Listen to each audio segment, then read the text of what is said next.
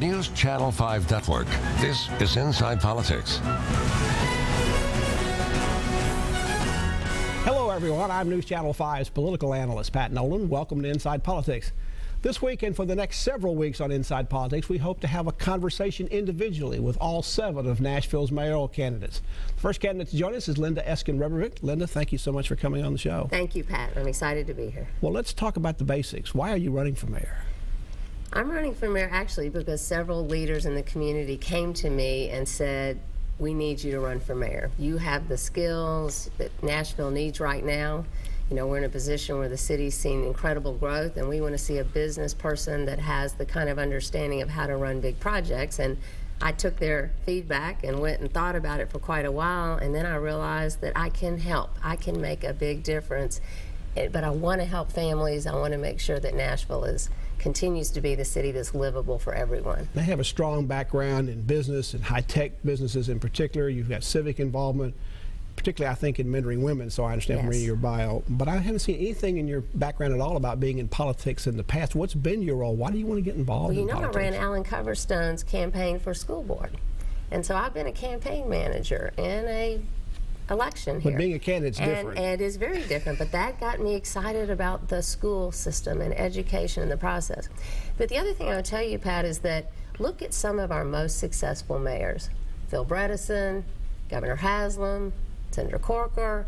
They came in with business experience, and they have led the pathway for me to see that that is probably a better approach, to come in with a fresh set of perspectives with strong business discipline and understanding, and my tech and sales background allow me to come into the city and truly bring the next phase of what Nashville needs. Now, you talked about who approached you running for mayor. I understood that you had some Metro employees approach you about that. Is that right? No. They were actually people from Leadership Nashville that were talking about the election, and they came to me and asked me to do it.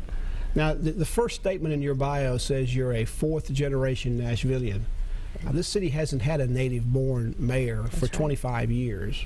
Why is being born locally so important in your mind that you'd make it the first thing in the bio that's on your website? I'm very proud of my family, the Eskind family. They have been tremendous in terms of all across the city as benefactors, as community leaders, and in the political party. And you know, for me, being born here, having a legacy to make sure that I continue and make sure we have 4 more generations of Eskinds appeals to me, and I think it appeals to the voters. It's not a statement that, gee, we've had too many out-of-towners running the city, we need to come back and bring somebody from a Nashville native and put them in charge. It's about what I want to bring.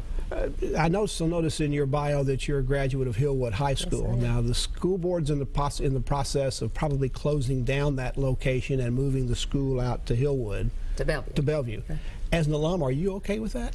Is that a good idea? You know, it started in Bellevue, and then it moved to Hillwood, and now well, actually, there was a Bellevue Bellevue High School that got closed and it got moved came to Hillwood. That's but you're okay. I mean, there's no alumni angst or problems that, gee, my school's not going to be there anymore. It'll still be Hillwood to me, and you know, I'm for making sure that our children are in schools that they're proud of, that the parents have a school that they're proud of, and so the process that's gone through to determine that.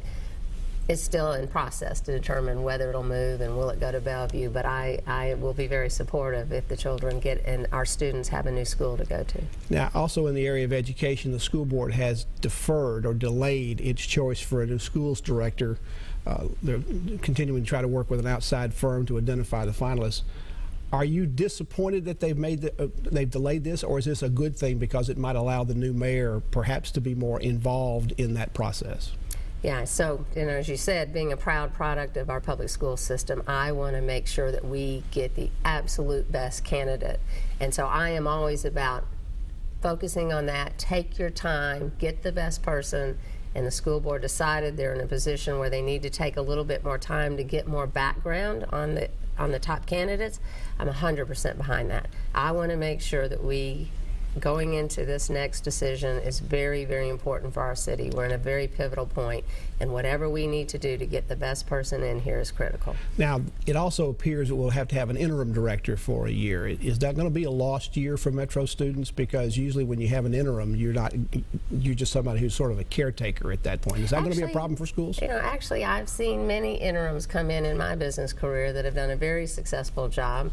And I would, as the mayor, support the interim just like I would the director, and make sure that they have the same accountability and same empowerment, same support that I would give to the actual director. And so we cannot let that happen. The last several Nashville mayors have styled themselves as education mayors. That's been perhaps their top priority.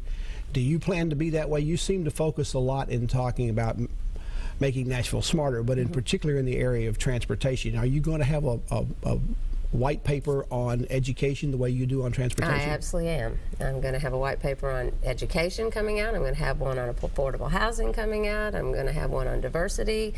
The Smarter Nashville vision is really across the board. If it's not about smarter schools, then you're not talking about a smarter city. And as I talked about in my ad, smarter technology in the schools, making sure the schools are running more efficiently, that the children have access to information around the world. Global information is what you get through being a smarter city, about empowering the principals. It's about cradle to career.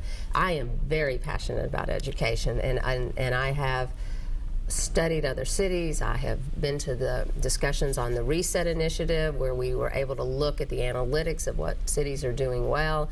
And clearly what they are saying is that we need a leader who can bring the right people together, who can make the community all focused on a unified vision for our education system.